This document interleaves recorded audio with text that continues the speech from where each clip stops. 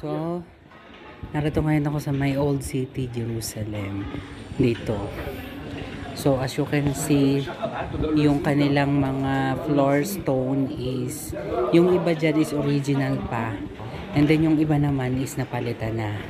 Tapos, kabi-kabila marami sila talaga silang mga, yan, mga souvenir. Ito po yung mga olive wood. Yan. Tapos dito naman mga artifacts. Yan, dito naman mga Armenian store. Marami. So, kabi-kabila po dito. Yan. Dito naman gold. So, doon ako pupunta sa aking suki. Pasok mga suki. So, yan. Marami. So, bili lang po ako doon.